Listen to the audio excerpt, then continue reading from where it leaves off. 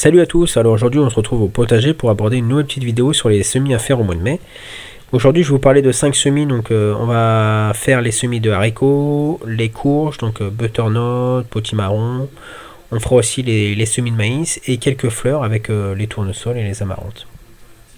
Donc là on est dans la partie plutôt haute du potager.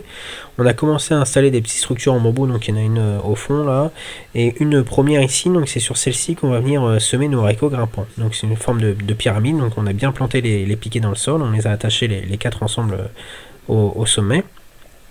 Et donc les haricots vont venir s'enrouler autour des bambous et grimper le long de la structure. Donc j'ai choisi une variété assez productive et assez facile à cultiver. Donc c'est le haricot Blue Hill, donc c'est à rame, donc c'est un haricot violet, de couleur violette. Donc après par contre à la cuisson il va redevenir vert. Mais le fait qu'il soit violet c'est aussi intéressant au niveau de la récolte, ce qui seront plus faciles à repérer parmi le feuillage vert du coup des haricots. Donc là je vais venir semer 5 graines au pied de chaque poteau, chaque pied de bambou. On va recouvrir de terre et derrière on va pouvoir directement mettre le paillage, que les haricots n'auront aucune difficulté à traverser le paillage. Donc vous recouvrez de terre, vous mettez votre paillage et vous faites un bon arrosage et on va attendre la levée une dizaine de jours. Donc pour les haricots par contre attendre que les gelées soient passées, donc plutôt généralement vers le 15 mai.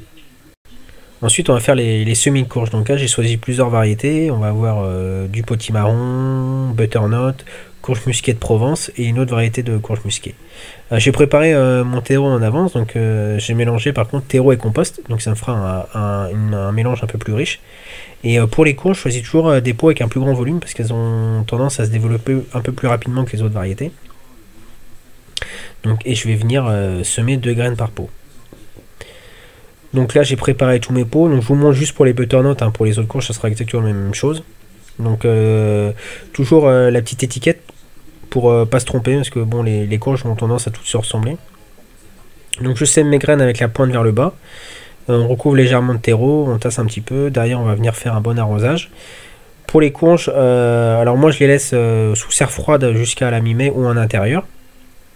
Et ensuite on va pouvoir les repiquer au potager entre mi-mai et fin mai, parce que ça craint le froid quand même. Derrière, quand on va les repiquer au potager, un bon apport de compost au repiquage, et on pourra également début juin revenir faire un semis, mais là directement en pleine terre. Ensuite on va parler du semis de maïs. Donc là je vous propose un semis de maïs arc-en-ciel. Donc c'est une variété qui produit des épis avec multicolores, en fait il y a plein de couleurs sur les épis, donc c'est assez sympa à essayer. Ça change un petit peu du maïs traditionnel. Et donc là pour le maïs, donc j'ai creusé un petit sillon. On va venir semer nos graines espacées d'environ 10 cm entre chaque graine.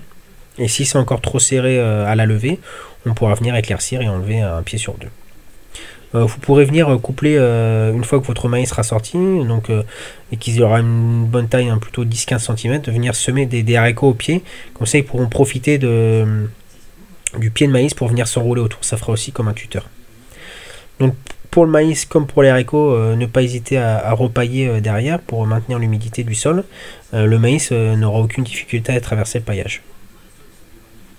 Et donc je vous disais, on peut associer maïs et haricots, mais vous pouvez également venir planter un pied de courge. Ça fera la technique assez connue de la mille-pas, qui est d'associer les trois cultures ensemble. On va aussi pouvoir faire des semis de fleurs au mois de mai.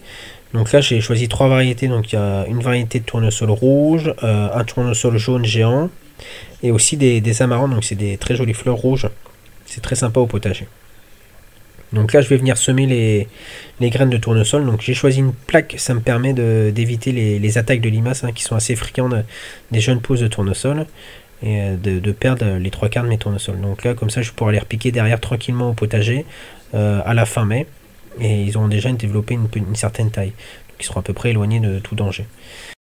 Et après je vais mettre la plaque sous serre au cas où on a des nuits encore un peu fraîches au mois de mai. Pour finir, je vous fais un petit récap des 5 semis qu'on a fait au mois d'avril pour vous montrer l'avancement. Donc on avait fait une ligne carottes radis. Donc on a commencé à récolter les premiers radis et ça y est, les premières carottes sont sorties également. Donc là, un mois à peu près après le semis. Donc elles vont venir remplacer les radis au fur et à mesure. On avait aussi fait donc le melon petit gris donc, qui est sorti. Le cucamelon, c'est les petits concombres à confire. Donc c'est assez lent à se développer par contre. La courgette jaune qui est la plus développée, et au milieu on a un petit plant de concombre. On avait aussi fait en plaque les blettes. Donc là, elle, je vais plutôt les repiquer fin mai au potager. Je vais peut-être les dédoubler avant maintenant dans des godets un peu plus grands. Et j'en ai profité à côté pour semer des fleurs, des bleuets. Donc j'espère que la petite vidéo vous a plu. N'hésitez pas à liker, à laisser un petit commentaire. Puis on se retrouve en mai pour d'autres vidéos. Allez, bonne semaine, ciao ciao.